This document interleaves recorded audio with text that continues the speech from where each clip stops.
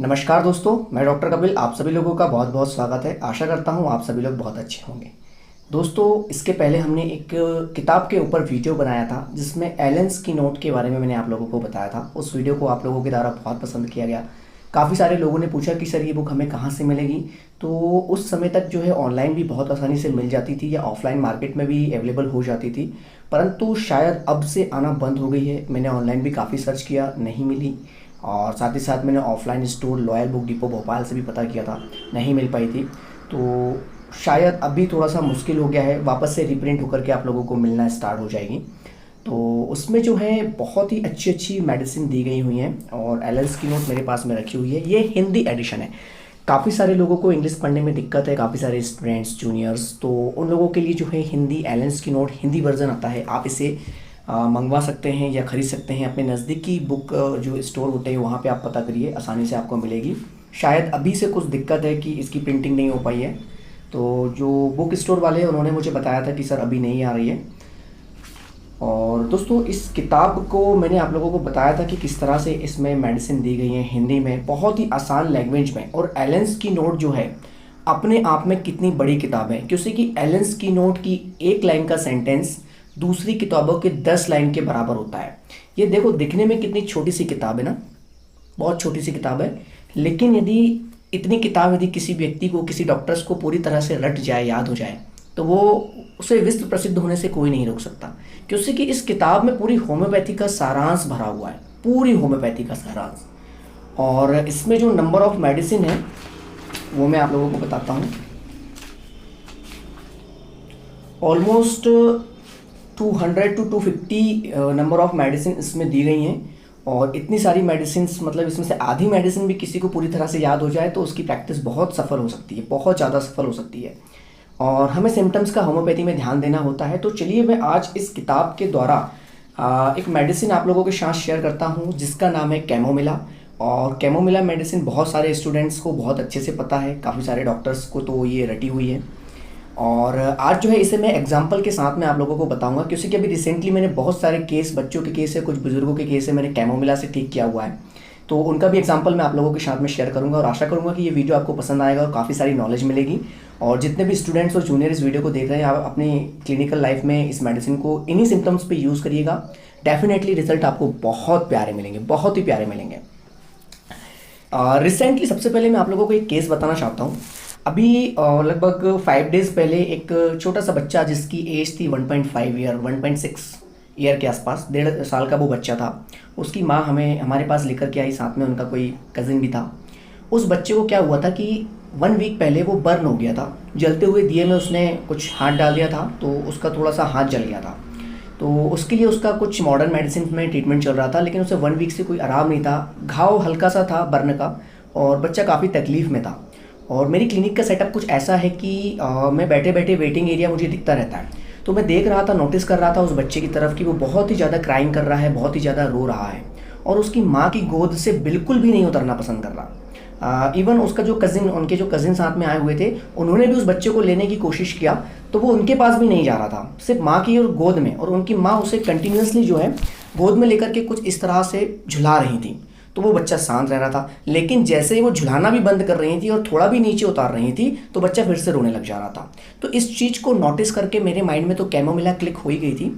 और जब वो मेरे पास में आए तो मैंने उनसे पूरी बातें पूछी कि किस तरह से क्या हुआ। और फाइनली मेडिसिन कैमोमिला सेलेक्ट हुई थी। तो कैमोमिला 200 का जो डोज है वो मुझे बच्चे को देना था। तो जनरली मैं क्या करता हूँ, जब 200 पोटेंसी में देता हूँ, जैसे 3 डोज देना है, 4 डोज देना है, इससे ज़्यादा हम पोटेंसियों को नहीं देते हैं, प्रिस्क्राइब नहीं करते हैं। तो हमने उसे वेटिंग हॉल में ही बैठने को कहा और 200 बच्चे के मुंह पर हमने पोटेंसी डाइल्यूशन जीप पे डाल दिया, 5 बूंद डाल दी।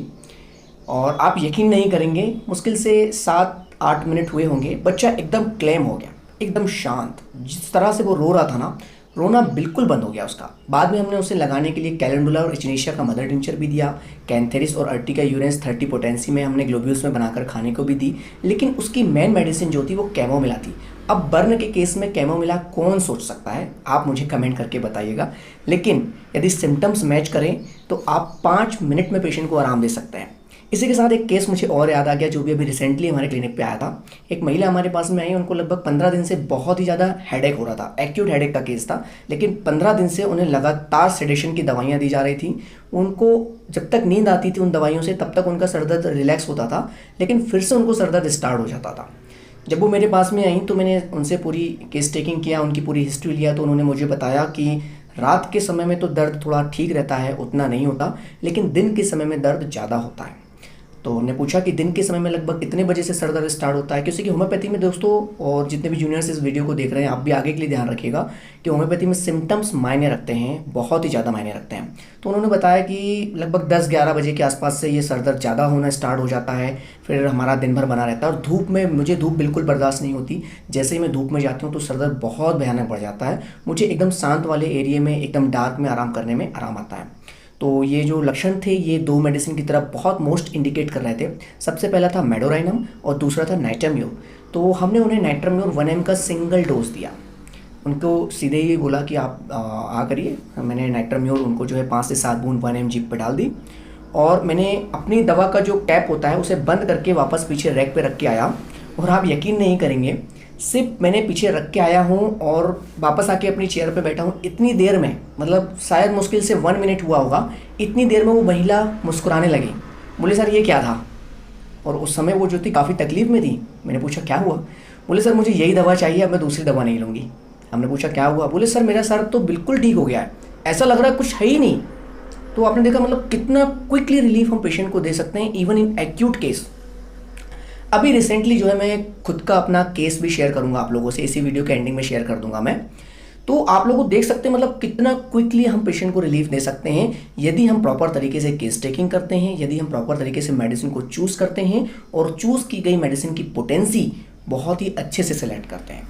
तो चलिए कैमोमिला मेडिसिन पढ़ते हैं कि आप किन किन कंडीशंस पे कैमोमिला मेडिसिन को दे सकते हैं। देखिए मैं जो हूँ एक कॉन्स्टिट्यूशनल प्रिस्क्राइबर हूँ, मैं सिम्टम्स पे बेस्ड मरीजों को, पेशेंट को देता हूँ दवाइयाँ, और दवा बीमारी के नाम पे कभी नहीं दी जाती। मदर टिंचर दे सकते हैं।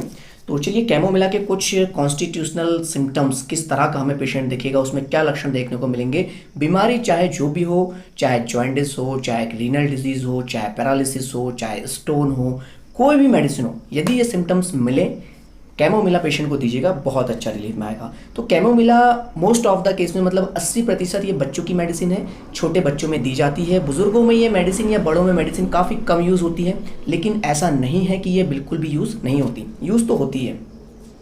तो इसका जो बच्चा होता है सबसे पहले, या बुजुर्ग भी होते हैं, तो उनके सिम्टम्स पकड़िए।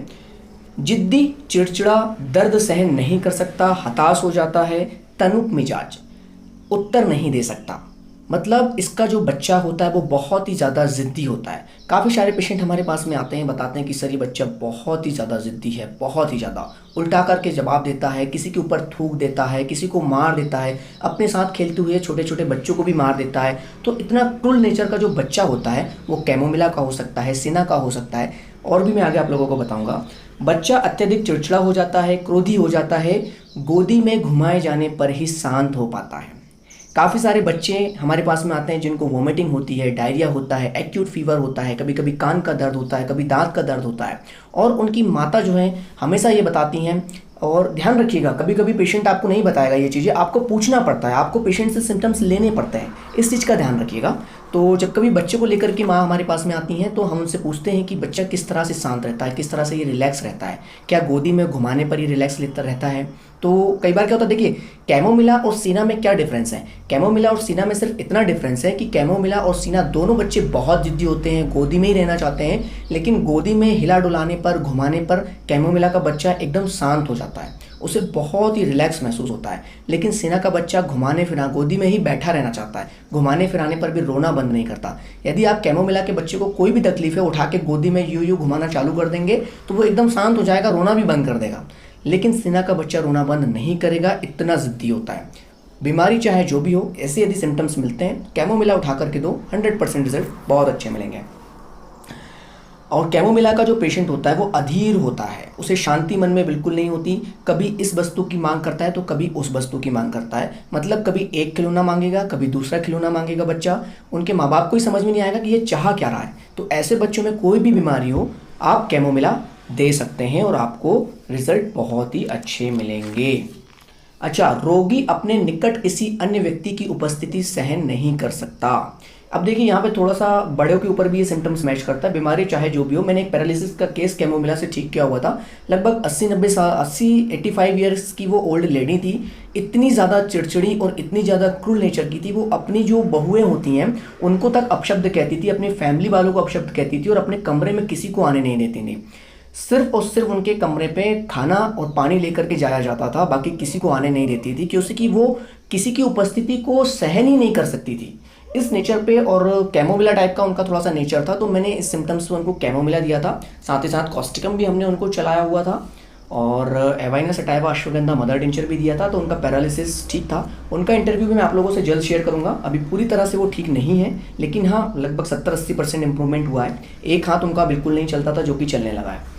तो रोगी अपने निकट अन्य किसी व्यक्ति की उपस्थिति को सहन नहीं कर सकता, वह जिद्दी होता है और किसी का बोलना सहन नहीं कर सकता, बात करने से घृणा करता है और चिड़चिड़ेपन से उत्तर देता है। ये कैमोमिला का सिम्टम्स है। मतलब ये प्रकार से मैं किताब का रिव्यू भी आप लोगों के साथ शेयर कर रहा हूँ कि किस तरह से इसमें मेडिसिन की डिटेल्स को समझाया गया है। मतलब जब आप इस किताब को खरीदेंगे, जितने भी स्टूडेंट्स हैं, आप इन किताब को जरूर खरीदिए। बहुत ही हेल्पफुल किताब है और आप समझ लीजिए किस तरह से इसमें बताया गया है। दर्द, मतलब दर्द में कब आप कैमोमिला सोच सकते हैं? असहाय प्रतीत होता है। मतलब ऐसे व्यक्ति, ऐसे लोग जो दर्द को सहन नहीं कर सकते, चाहे वो दर्द दांत का दर्द हो, चाहे हेडेक हो, चाहे शाइटिका हो, चाहे पेट दर्द हो। पेशेंट आपसे कंप्लेंट करेंगे सर एकदम सहन नहीं हो रहा, एकदम वो आधीर हो जाएगा, चिड़चिड़ा हो जाएगा, गुस्से में आ जाएगा बहुत ज़्यादा। तो उस कंडीशन पे ऐसे दर्द में आप कैमोमिला दे सकते हैं। असहाय प्रतीत होता है दर्द, हताश कर देता है, शाम को मध्य रात्रि से पहले बढ़ जाता है, मतलब कि फर्स्ट नाइट में एग्रावेशन देखने को मिलेगा। साथ ही गर्मी, प्यास और मूर्छा के साथ आक्रांत एवं सुन्न अंग पड़ जाते हैं। मतलब इस कदर का दर्द कि अंग तक सुन्न पड़ जाते हैं। तो उस कंडीशन पे भी आप कैमोमिला सोच सकते हैं। एक गाल लाल और गर्म, दूसरा पीला और ठंडा। काफ़ी ज़्यादा बच्चों में ये सिम्टम्स देखने को मिलता है कि वन साइडेड फेस जो है, चाहे वो लेफ्ट साइड हो चाहे वो राइट साइड हो, थोड़ा सा रेडिश देखने को मिलता है। और जब आप यूं करके छू के देखेंगे तो आपको थोड़ा सा गर्म महसूस होगा और दूसरी तरफ का गाल थोड़ा सा ठंडा महसूस होगा। बस बीमारी कुछ भी हो, कैमोमिला उठा करके दीजिए, बहुत शानदार रिजल्ट आपको मिलेंगे। और यदि सिम्टम्स सटीक मिल जाते हैं तो कोशिश करिए, मैं आप लोगों से क्लिनिकल एक्सपीरियंस शेयर कर रहा हूँ, कि हाई पोटेंसी में दीजिए जब हमारे जो सिम्टम्स हैं वो बहुत अच्छे से मैच हो जाते हैं।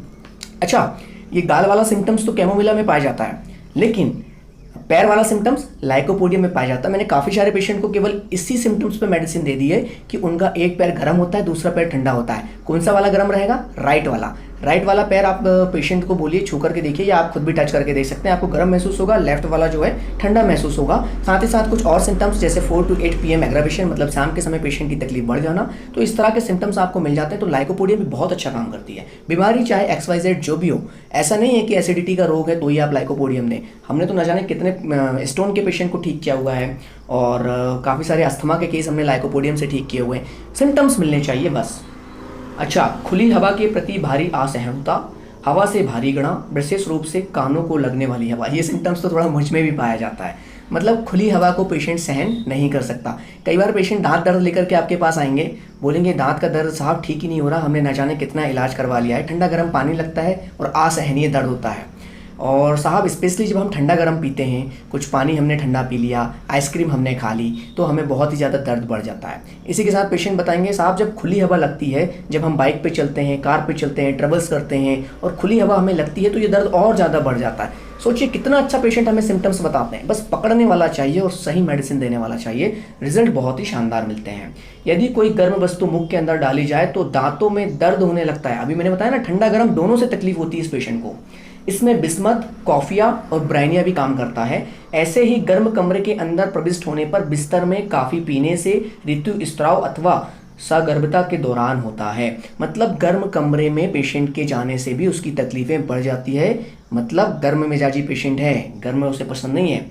अच्छा, प्रसव वेदना, मतलब प्रेगनेंसी के समय, जब डिलीवरी के समय की जो समस्याएं होती है, ऐठन युक्त, भारी, कष्टदायक, उनसे दूर भाग जाना चाहती है, नीचे टांगों को फाड़ दिए जाने जैसी अनुभूति होती है, ऊपर की ओर दबाव महसूस होता है। तो आप देख सकते हैं कितनी अच्छी हिंदी भाषा में आप लोगों को समझ में आ जाता है। प्रसव वेदना में पल्सेटिला भी चलती है और कैमोमिला भी चलती है।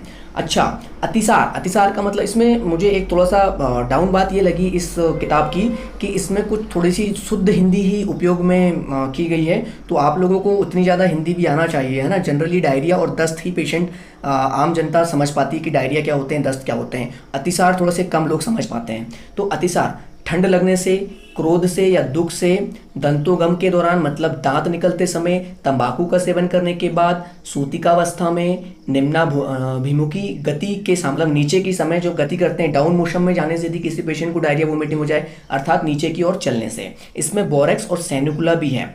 एक बच्ची हमारे पास में आई थी और उसका ये सिम्टम्स था कि जब कभी उसे ठंड लगती थी, ठंड के दिन आते थे तो उसे बहुत ज़्यादा डायरिया होता था। और डायरिया ऐसा डायरिया था जो वीकनेस प्रोड्यूस नहीं करता था। मतलब यदि किसी पेशेंट को एक दिन में 7-8 डायरिया हो जाए, 8-10 डायरिया हो जाए तो उसे जनरली वीकनेस आ जाती है, लेकिन उसको, उस महिला को, उस लड़की को वीकनेस नहीं आती थी। तो इस सिम्टम्स पे हमने उन्हें, और ठंड के दिनों में ही डायरिया होता था, तो हमने उन्हें कैमोमिला दी थी और साथ ही साथ जलसीमियम दी थी, क्योंकि ये सिम्टम जलसीमियम में भी पाया जाता है कि डायरिया पेशेंट को हो रहा है लेकिन वीकनेस नहीं आ रही है।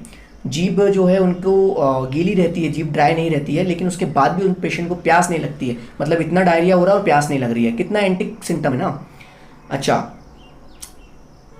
इसके बाद इसमें और काफ़ी सारी मेडिसिन दी गई है।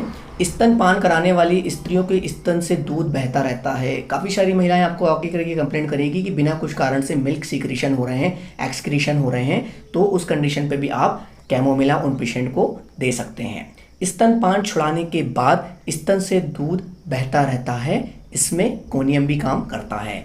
माता को क्रोध का दौरा पड़ने के बाद स्तनपान कराए जाने के फलस्वरूप बच्चों में प्रकट होने वाला आपेक्ष, मतलब यदि माँ बहुत ही ज़्यादा गुस्से में है, चिड़चिड़ी है और उस समय पे यदि वो बच्चों को स्तनपान करवाती है तो बच्चों में ऐंठन, आपेक्ष या कन्वल्सन हमें देखने को मिल सकते हैं। तो उस कंडीशन पे भी आप कैमोमिला यूज़ कर सकते हैं। प्रचंड आमवाती दर्दों के कारण उसे रात के समय शैया त्याग करना पड़ता है, वे उसे टहलते रहने के लिए बाध्य कर देते हैं। दोस्तों, बहुत ही प्यारा सिम्टम्स हैं और दर्द के केस में इस सिम्टम्स को ज़रूर याद रखें। काफ़ी सफलता आप लोगों को हाथ लगने वाली है कि प्रचंड आमवाती दर्दों में, मतलब ऐसा आमवात का दर्द जिसे हम आम भाषा में गठिया कहते हैं, संधिवात कहते हैं, जोड़ों में दर्द कहते हैं, ऐसे दर्द जो उसे रात में सोने नहीं देते।